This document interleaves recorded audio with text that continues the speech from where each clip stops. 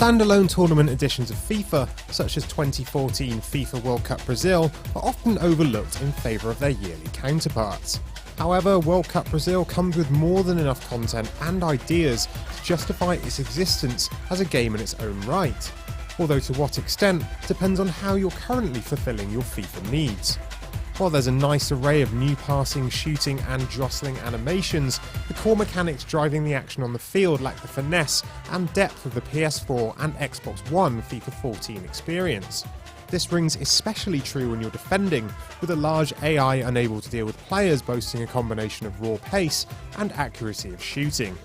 In practice, this creates a game that feels more fun than it does realistic, offering an experience that is markedly different from that of FIFA 14. Shooting in particular has been made more accessible. A well-struck ball flies through the air as though tethered to a guided missile, making the taking of long-range pot shots a more viable option than it has been in recent years. Invariably, this leads to some spectacular-looking attempts on goal, which naturally leads to spectacular goals. In a bid to counter the venom of shooting, goalies seem to have been given an ability boost and are thus able to prevent the scoreline from getting out of hand. It's also much more difficult to score from corners thanks to the new over-the-back headers players can now employ. Rather than simply standing limp and lifeless as an attacker cuts in front to score with his head at the near post, defenders can now jump up using the shoulders of anyone in their way in a desperate attempt to get their head to the ball first. Any and all these gameplay tweaks would be rendered useless without sufficient content within which to make use of them.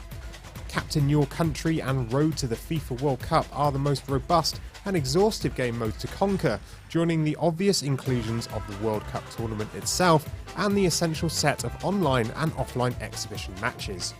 All 203 officially recognised FIFA national teams are included and available for your selection, allowing you to undo the injustices associated with the likes of Sweden and Poland failing to qualify for this summer's carnival. What makes World Cup Brazil a genuinely different proposition to other recent FIFA titles is the care and dedication that has gone into the little details. The managers that shout and command from the sideline, cutaways to fans celebrating goals in front of screens in their home country. Unfortunately, the graphical quality of the crowds remains as terrible as they've ever been on PS3 and Xbox 360, but at least there's more variety this time around. It's best to consider 2014 FIFA World Cup Brazil as a less serious, more accessible accompaniment to the main FIFA series. Focus more on giving players a good time than it is on driving the quest for realism in sports games. This is a football game that's perfect for fans that are looking for a way to pass the hours between World Cup matches this summer.